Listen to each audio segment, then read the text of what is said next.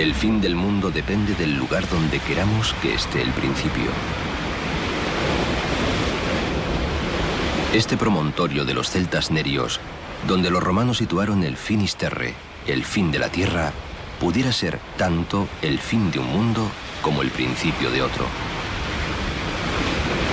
El lugar en el que se confunden las nieblas con los presagios y en el que algunos sitúan el inicio de la hermosa y terrible Costa da Morte. Dicen unos que va desde Fisterra hasta la Torre de Hércules. Para otros discurre entre las islas Sisargas y Muros. Podríamos concluir con Torrente Ballester que es una emoción que quizás se deba a la inmensidad de la tierra o a la infinita levedad del alma. Porque esta esquina del mundo es una esquina del alma donde van a nacer las ilusiones y cantan los poetas como José Ángel Valente. Polos meus ollos romeiros, paxaros buscan a mar, barco de neuvas insomnes, acouga mar terminal.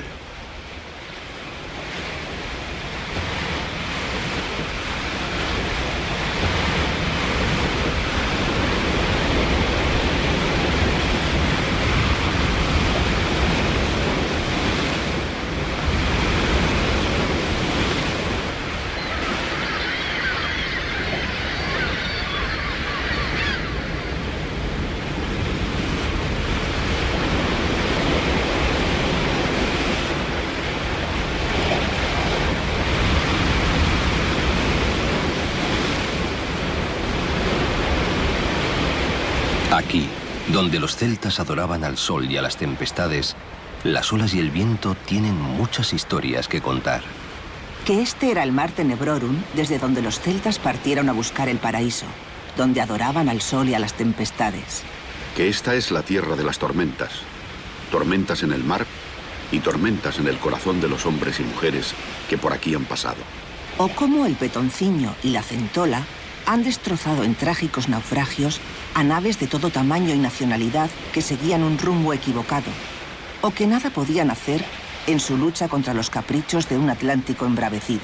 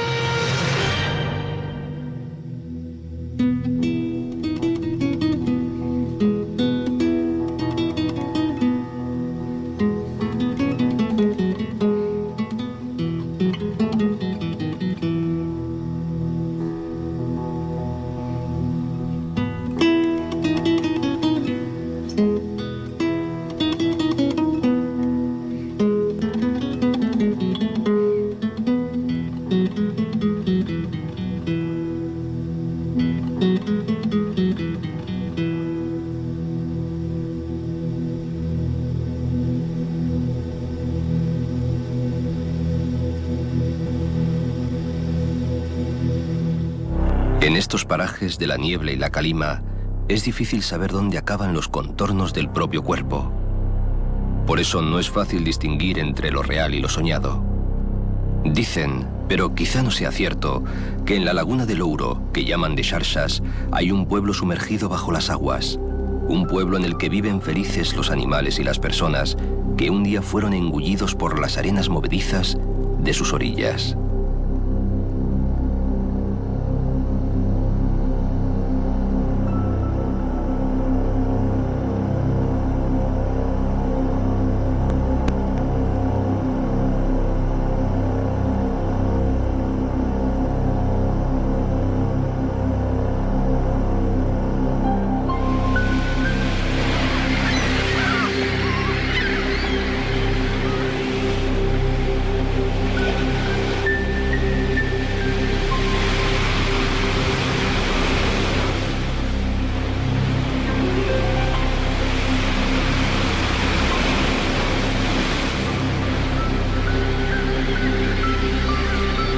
En Carnota, las dunas de su playa alcanzan los 7 kilómetros de longitud.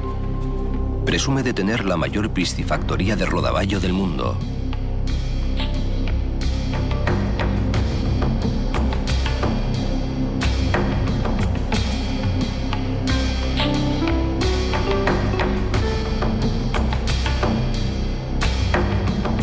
Y el hórreo más largo de Galicia.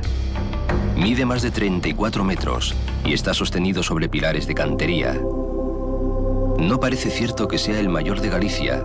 Puede que le supere el hórreo de Araño en Rianxo. Pero las gentes de acá razonan, y con argumentos de peso, que, bueno, puede haber otros mayores, pero no mejores. Presume también de la iglesia de Santa Comba, románica y romántica, que resistió el asalto de las tropas de Napoleón.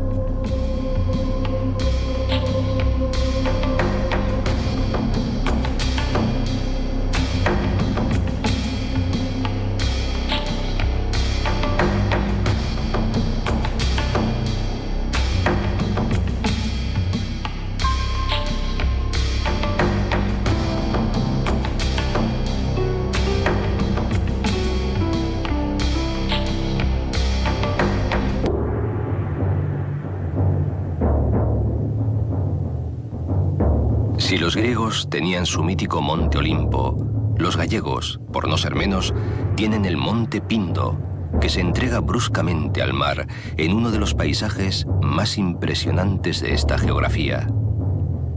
Las cumbres se supusieron también habitadas por dioses, y más tarde, bastante más tarde, por maquis.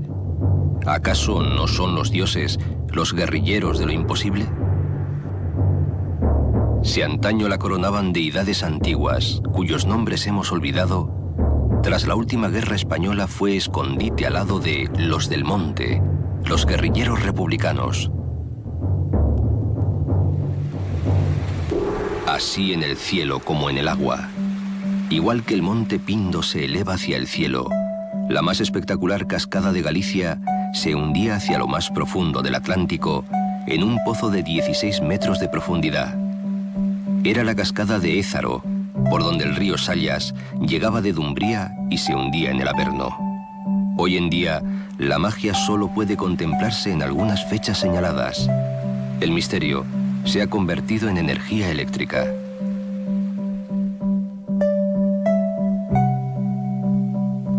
La ensenada de Ézaro, donde los corsarios del norte carenaban y reparaban sus barcos, guarda parte del misterio antiguo y de la antigua belleza. Los vecinos del lugar son todavía hoy carpinteros de Ribeira, y sus barcos, a menudo varados como faros, son las velas que alumbran ese otro mundo que ya desapareció.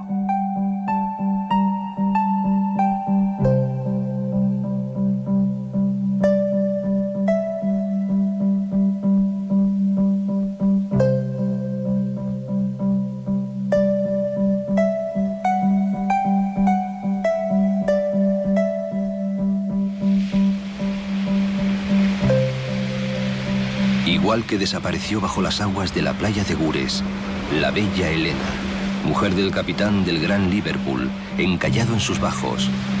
Cuando el marino vio ahogarse a su esposa embarazada, y a pesar de haberle ganado él mismo el combate a las furiosas aguas, no pudo resistir el dolor y se quitó la vida.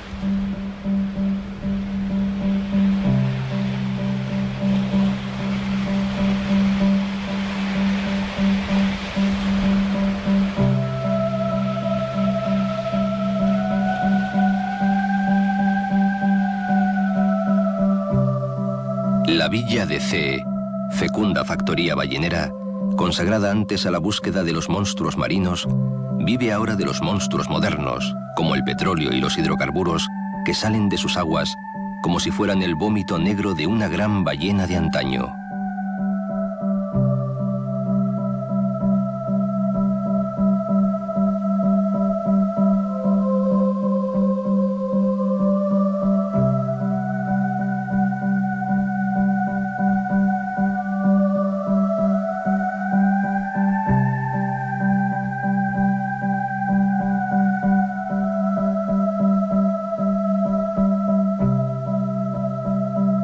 De todo mal, la protegió y sigue protegiendo el Castillo del Príncipe, levantado en el siglo XVIII en honor del futuro Carlos IV.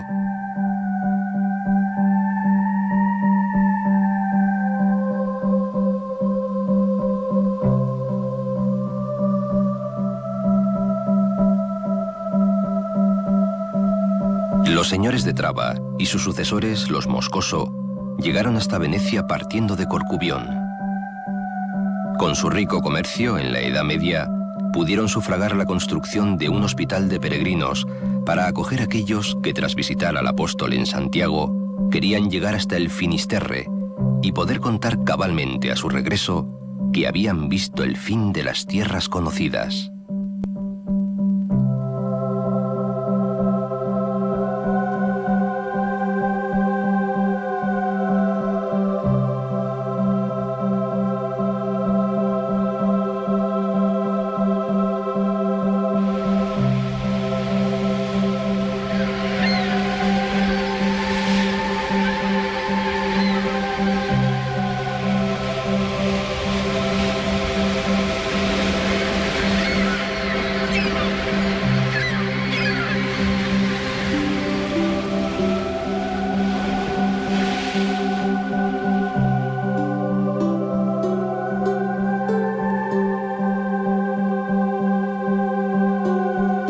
Fisterra se abre con dos ensenadas de ensueño.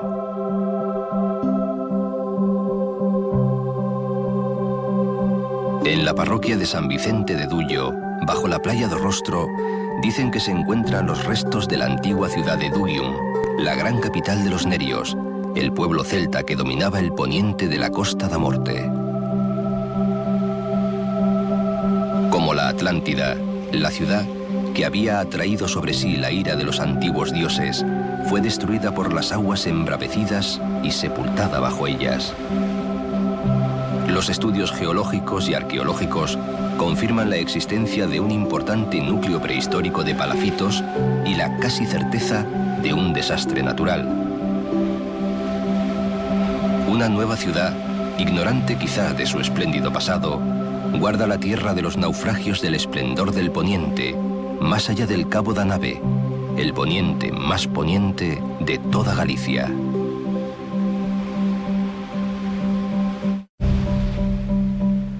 Fue Camilo José Cela quien en Madera de Boj, posando su mirada en esta frontera marítima de Galicia, se convirtió en notario ilustre de la mortal historia de la Costa de la Muerte y dio fe de los naufragios que unen el pasado con el presente, mirando hacia atrás con tristeza y esperanza, porque al tiempo se le puede dar marcha atrás si se mece con inteligencia y con cariño.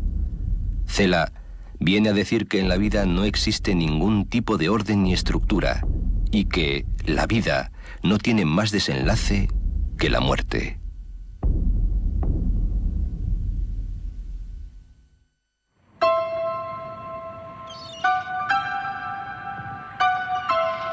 No solo de belleza vive el hombre, pero en Fisterra casi se podría vivir. Si no hemos podido ver cómo le crece la barba y le gotea el sudor al Cristo da Barba Dourada en la iglesia románica de Santa María das Areas, todavía es posible ir a buscar otros prodigios a cualquier callejón de los que bajan al puerto o a la capilla del Buen Suceso en la plaza de Lara Solis.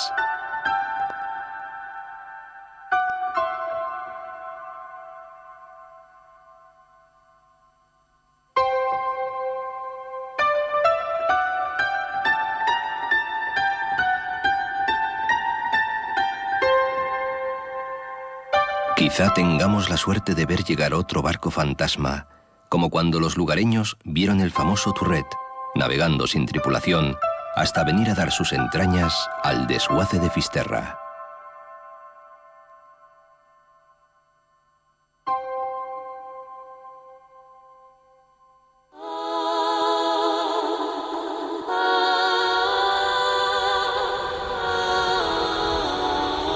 El cabo de Finisterre, señor de las tormentas, es famoso entre los navegantes de todo el mundo por sus peligros.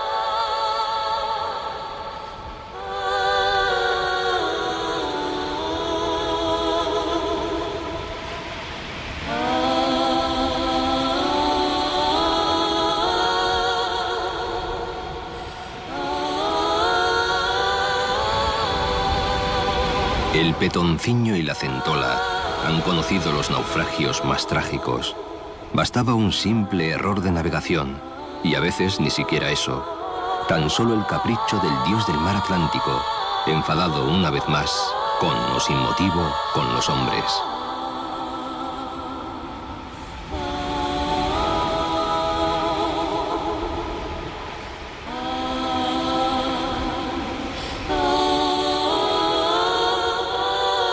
En el faro de O Semáforo parece que de verdad se está en el fin del mundo. Cuando cae en la niebla o la noche, se oye un estruendo mítico que podría ser mugir de vacas o rebaño de monstruos.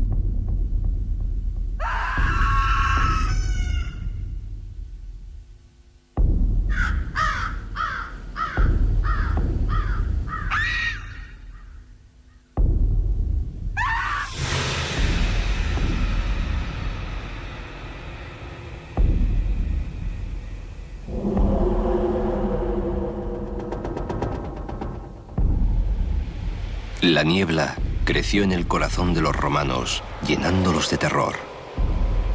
Aquí mismo, el general 10º Junio Bruto, el Galaico, el primer romano en pisar esta tierra gallega, se espantó al ver cómo el mar engullía al sol. Quizá fueron sus propios miedos lo que vio, y desde entonces bautizaron a este mar como Mar de las Tinieblas, Mar Tenebrorum.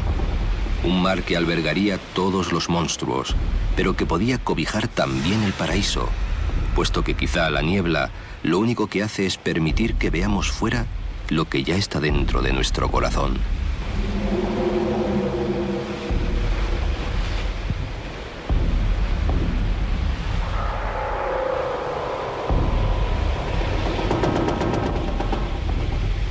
Quizá por esto aquí han venido siempre los peregrinos. ¿Quién querría perderse, después de adorar al apóstol, la oportunidad de ver el fin de las tierras, de imaginar lo que hay más allá de este mundo y sus limitaciones?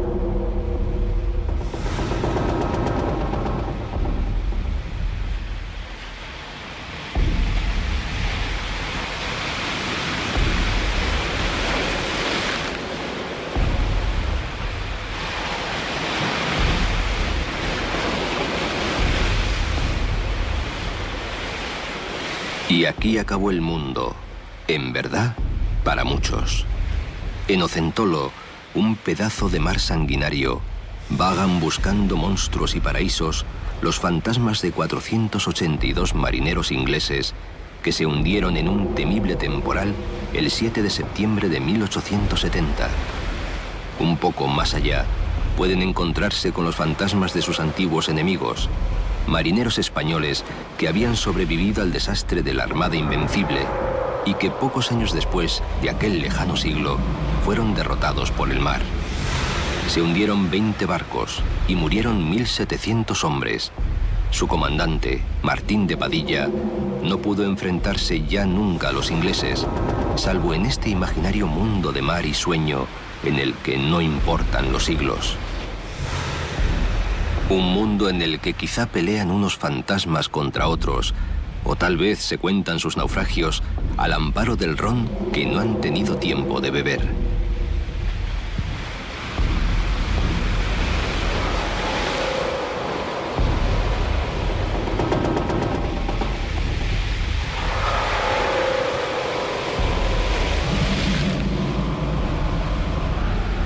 Tan cruel es este mar que los lugareños le desean que se case, por ver si la dulzura del lecho suaviza sus aguas.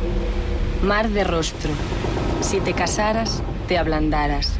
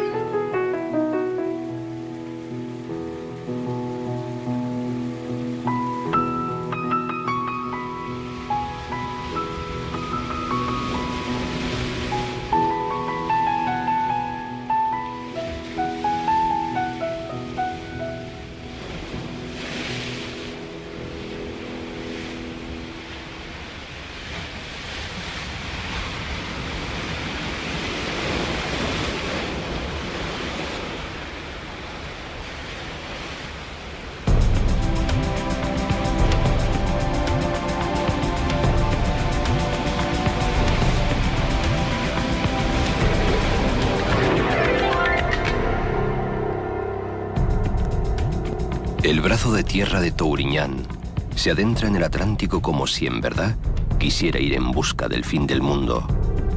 Su faro, como un ciprés de mar, alerta de los peligros y asiste impasible a las tragedias, como si sus luces se alegraran de ser mudas y no poder contar el dolor de tantos naufragios.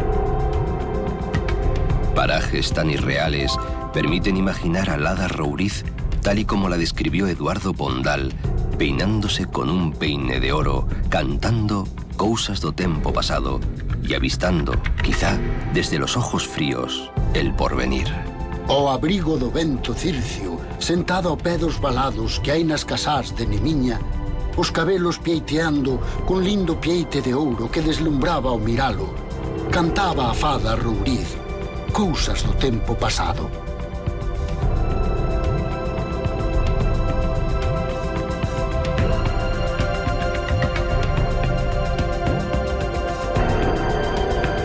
Muxía nació como fundación del monasterio de Moraime en el siglo XII. Destruida por los normandos y más tarde por los piratas sajones, fue restaurado gracias a una donación de Alfonso V, rey de Galicia, que vivió en este lugar durante su niñez y ya no pudo olvidarlo. Decía Rosalía de Castro: Ramo de froles parece, Muxía das altas penas, con tanta rosa espallada, naquela branca ribeira, con tanto carabeliño que reloxean tras areas.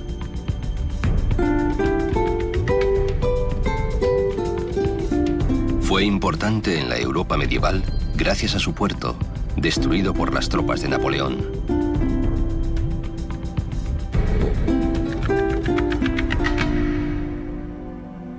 El santuario de Nosa Señora da Barca es el más antiguo de Galicia y quizás el más importante. Nosa Señora da Barca ten o tellado de pedra. Ben o pudera ter douro, miña virxe, si quixera. Dicen que hasta aquí llegó la Virgen María en una barca para animar al apóstol Santiago en la evangelización de Galicia, que avanzaba muy poco a poco. 3 piedras marcan ritos más antiguos que el cristianismo en este lugar que ya era sagrado para los celtas. La piedra de Avalar es una piedra oscilante en la que quedó convertido el barco de la Virgen. Si un devoto consigue moverla, atrae la buena suerte. Muy cerca, la Pedra dos Cadrís sería la vela de la barca. Es curativa. Los reumáticos y los que padecen del riñón pasan por su hueco y esperan quedar curados. Hay una piedra más, que sería el timón del mítico bajel. Tantos poderes mágicos confirman el carácter precristiano del lugar, que la Iglesia santificó, según era su costumbre, construyendo una ermita allá por el siglo XII.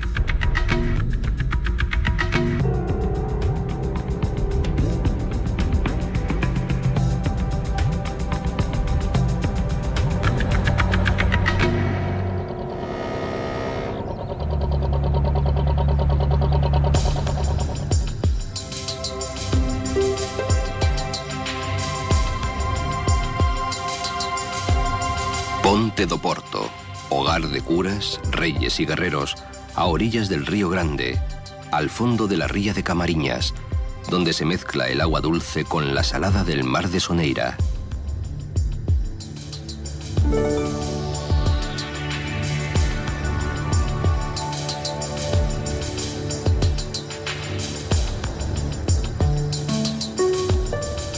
Del esplendor de tiempos pasados, cuando cientos de barcos remontaban la ría, quedan la belleza bucólica de las aguas y las embarcaciones de recreo que parecen dispuestas a partir en busca de otro mar y de otro tiempo.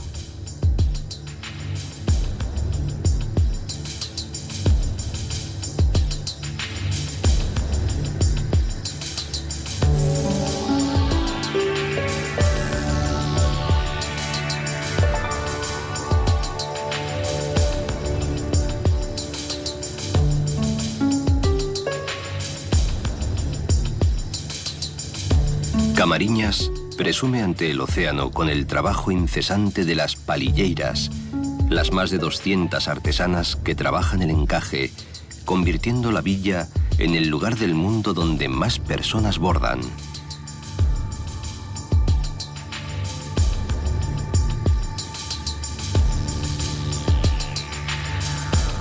Y cuando llega la pesca, un aire de fiesta se engancha en los jirones más risueños de su alma marinera.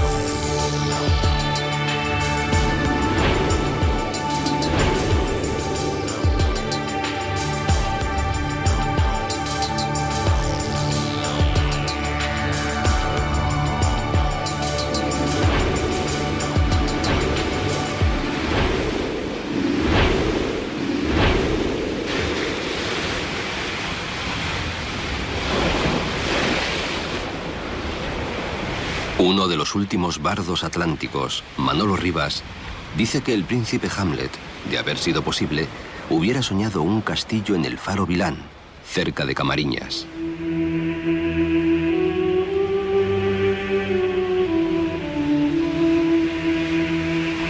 Aseguran que no hay faro en Galicia cuya luz llegue más lejos que la de Vilán. Fue el primero de Galicia con suministro eléctrico, defendiendo a los barcos de las escarpaduras de la costa de Soneira y de los peligros ocultos bajo la espuma lujuriante de las olas.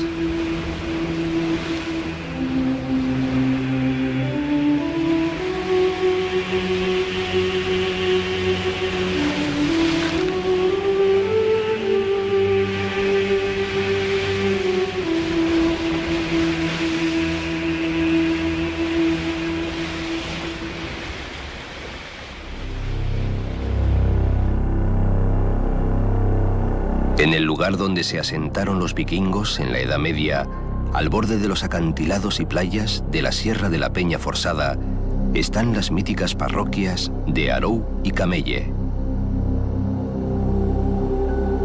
Camelle fue la capital del dolor, el lugar donde convivían los náufragos con los representantes de las compañías de seguros, el personal de aduanas y los cónsules de varios países.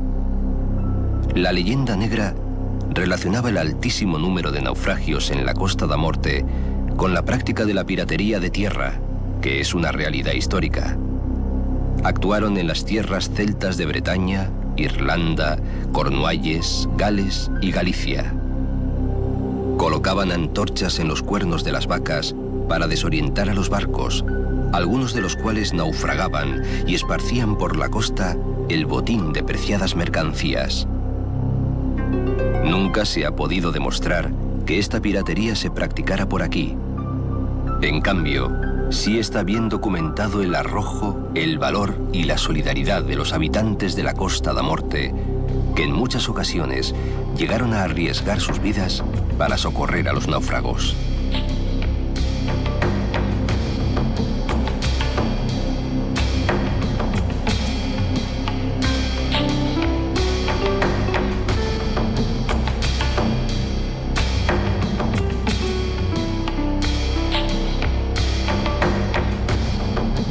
Traba es la antigua corte y hogar de los condes de Trastámara, señores de tierras y hombres desde Ribadeo a Fisterra y artífices de la vida política del reino de Galicia. En su largo arenal, de más de 3 kilómetros, se realizaban las justas y los juegos de los reyes. Quizá, debajo de sus dunas o su lago, está la pecadora y mitológica ciudad de Valverde, que como Sodoma y Gomorra fue castigada por el apóstol Santiago a ser anegada por las aguas a causa de los pecados de sus habitantes.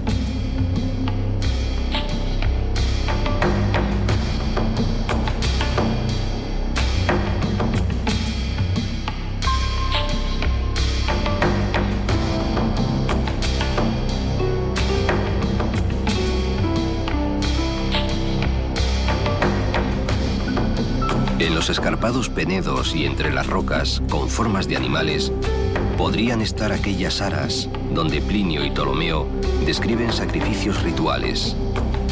Tan misterioso y fantástico bosque de piedra es, faltaría más, objeto de toda clase de leyendas que hablan tanto de su origen como de sus antiguos habitantes.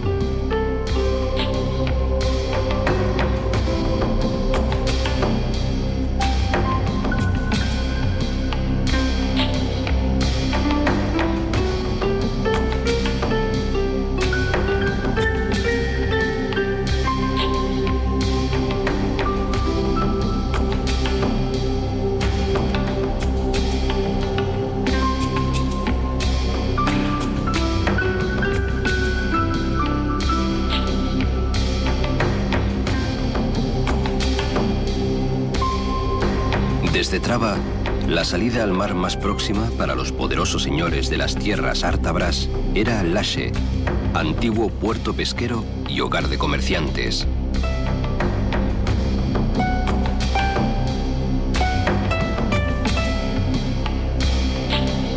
De la Rúa Real a la Casa do Arco se conserva la riqueza medieval de la villa, que siempre fue puerto marinero y minero. Aquí se cargaba el caolín que llegaba desde Nande hasta la terrible llegada de la Revolución Industrial.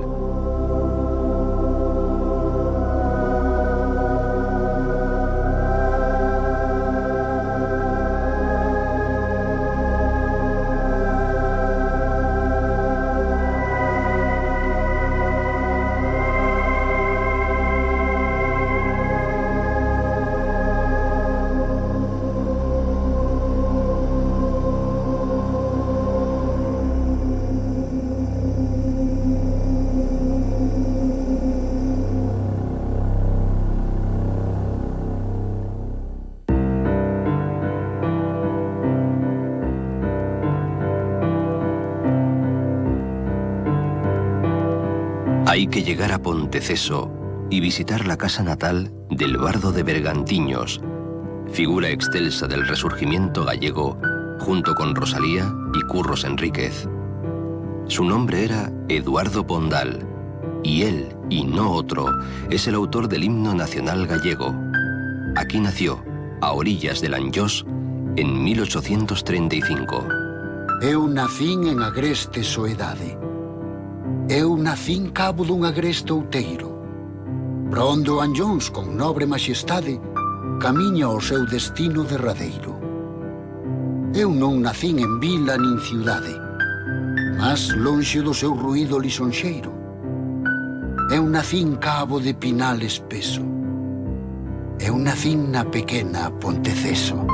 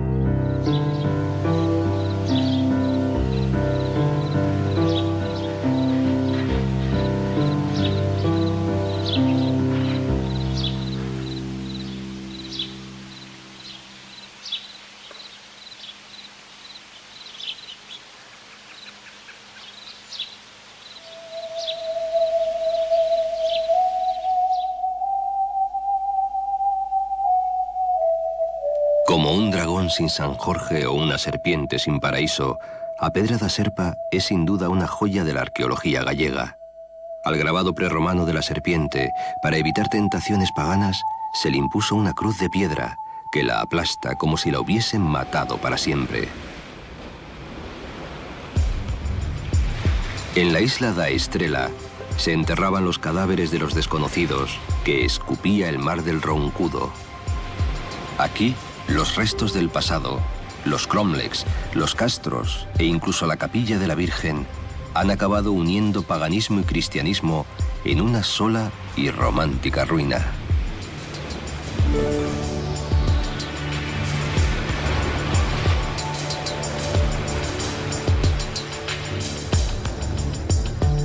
Corme, la capital mundial del percebe, se asienta en otro de los más emblemáticos cabos de la Costa da Morte, el salvaje Roncudo.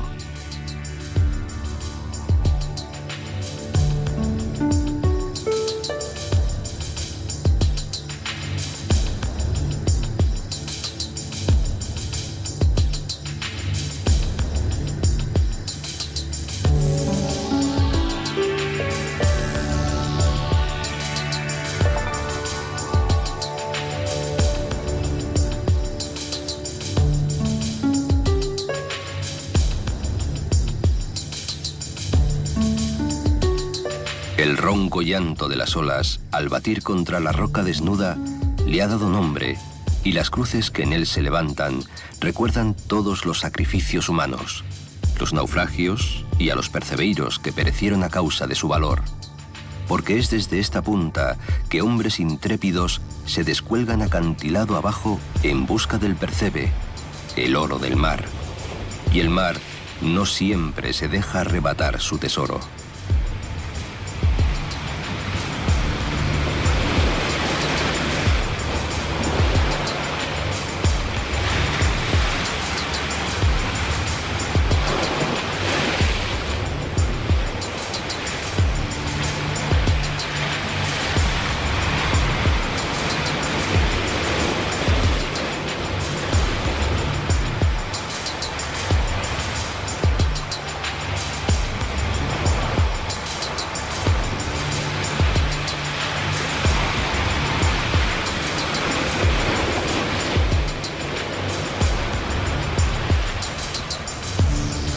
Junto a Barizo y Mens, el monte Nariga sigue rindiendo culto al buen percebe.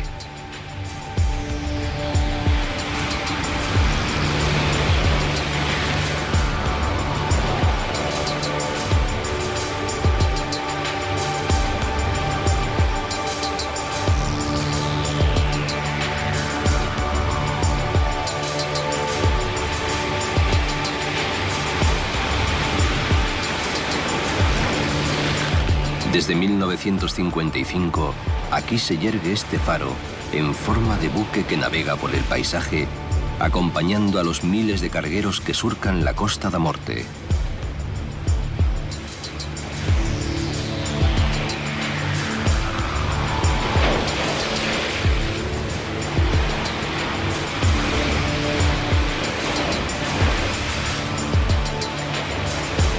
Desde estas tierras, el clan de los Moscoso de Altamira ejerció su poder sobre el norte de Bergantiños.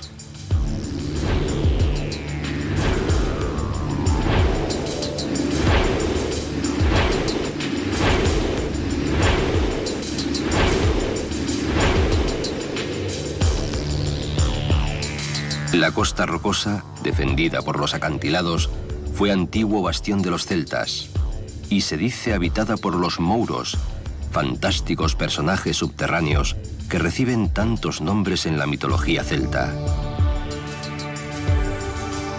Por el cabo de Santo Adrián se ven las aves de paso que por miles vuelan hacia las Sisargas. A Eduardo Pondal, el bardo de Bergantiños, se le fue el corazón tras ellas. E van en ringleira gritando e voando en demanda das illas Sisargas. Eu noto reparo. Ah, quen fora como elas tan libre. Libre, como las islas Sisargas, islas desiertas a una milla del cabo de Santo Adrián, frente a Malpica. Ocupadas hoy por las gaviotas, los cormoranes y el farero, que durante 15 días seguidos tiene que permanecer en la isla. Sin embargo, antaño, las tres islas, la Grande, la Chica, Malante y sus islotes, estaban poblados por hombres y mujeres que no temían ni a los corsarios ni a las tormentas.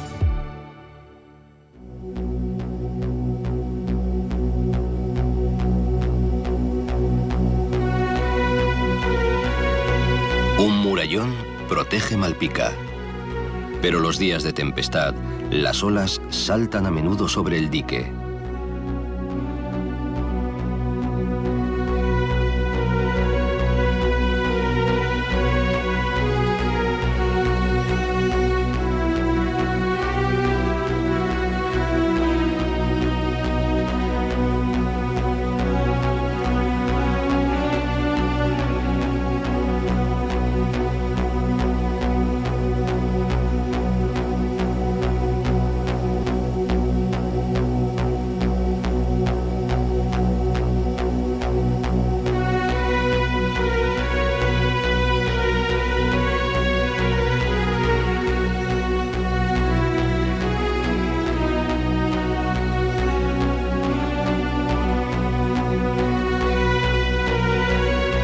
El mar de Malpica es famoso por sus enfados. Es agua que ruge como un león. La propia villa es como un barco a punto de zarpar. No en vano dicen que antes era una isla que se iba arrimando a buen puerto hasta hacerse tierra firme.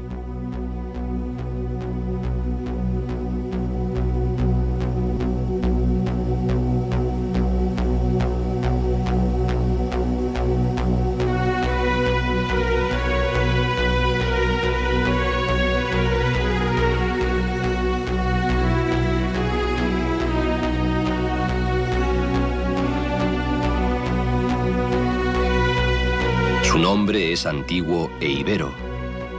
Mal significa altura o dominio, y Pica se refiere al monte Atalaya, señor de este istmo. En el siglo XIII ya se la conocía como Puerto Ballenero, propiedad del arzobispado de Compostela, pero en realidad siempre ha sido propiedad un poco del mar y otro poco del viento.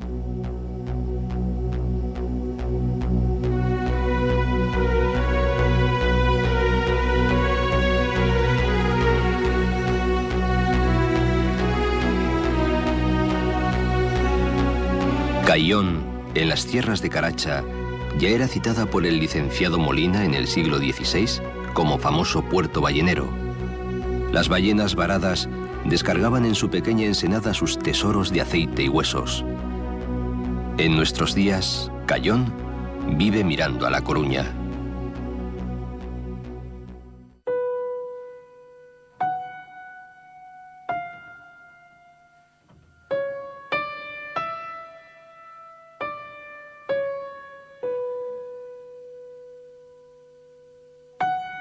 El único faro romano que aún funciona en el mundo.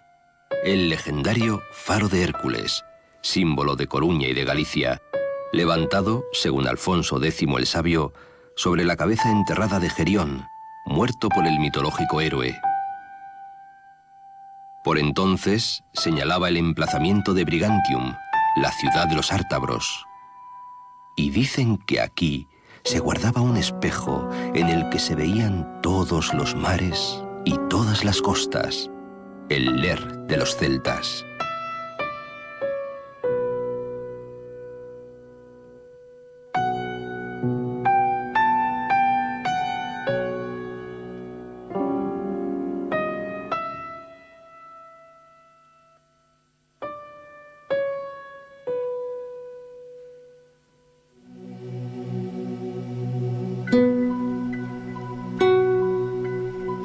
El faro era lo último que veían muchos gallegos al partir para América y lo primero que veían al regresar.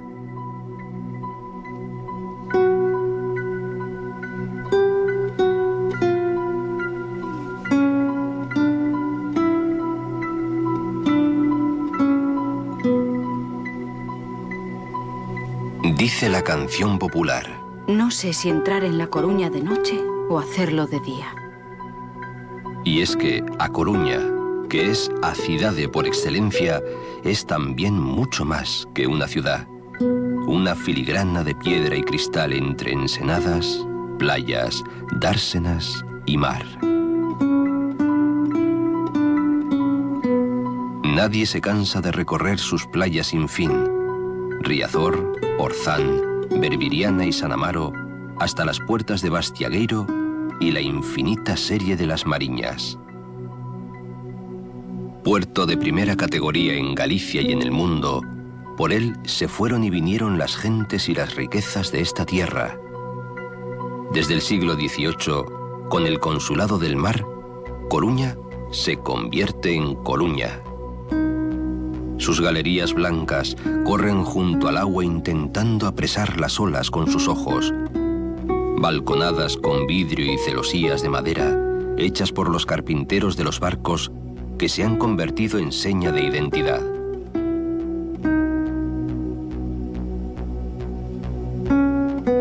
Mucho se ha dicho y más se ha escrito sobre A Coruña y nada es suficiente. Emilia Pardo Bazán, la señora condesa, retrató La Coruña de fin de siglo en una novela, La Tribuna, igual que Clarín descubrió el Oviedo de la Regenta, si acaso con más cariño. Y llamó al bello Jardín de San Carlos, construido entre las murallas medievales, el pequeño square de mi barrio. Hoy su casa es la Real Academia Gallega.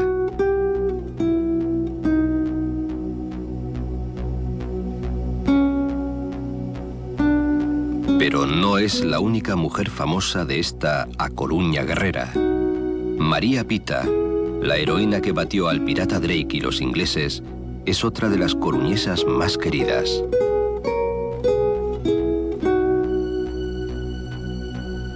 Hay también monumentos a los ingleses amados, hermanos del mismo mar, como la tumba de Sir John Moore, el general inglés herido de muerte en la lucha contra las tropas de Napoleón. Y sin embargo, después de ser héroe contra los franceses, aquí fue ejecutado por liberal el general Díaz Porlier. Hay una Coruña de piedra, la que guarda los tesoros de la ciudad vieja. La iglesia barroca de los dominicos, la pintoresca plaza de las Bárbaras, la calle de las Herrerías, la antigua plaza de las Harinas, hoy de Azcárraga, la fuente de la fama y tantos otros.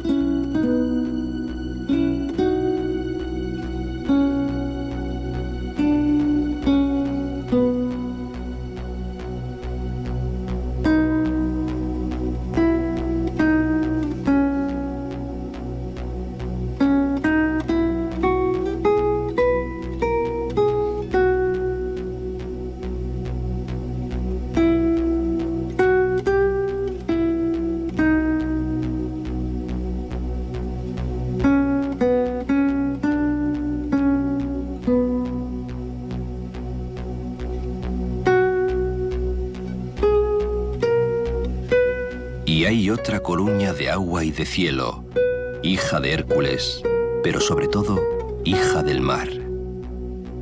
Por él llegó Julio César, que la conquistó sin batalla, y por mar llegaron en 1147 10.000 cruzados para ayudar al rey portugués a conquistar Lisboa. Por mar partió Pedro I para solicitar la ayuda del príncipe negro, y por mar llegó también el duque de Lancaster con sus guerreros, pero ni por tierra ni por mar pudo someter a Coruña. De este mar partió la armada invencible, y a este mar volvió vencida e invicta a la vez.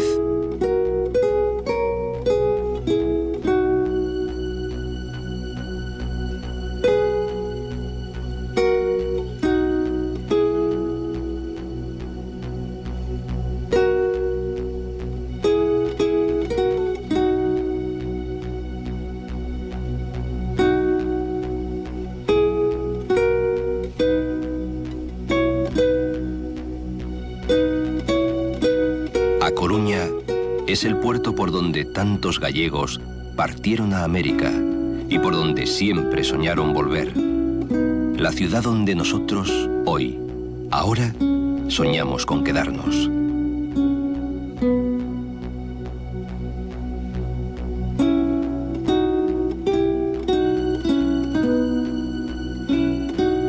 Dicen que no solo de belleza vive el hombre, pero en Galicia casi se podría vivir.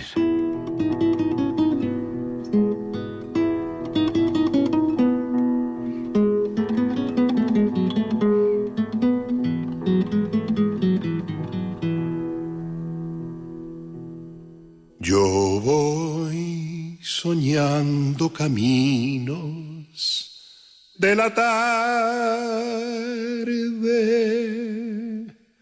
las colinas doradas, los verdes pinos y las encinas.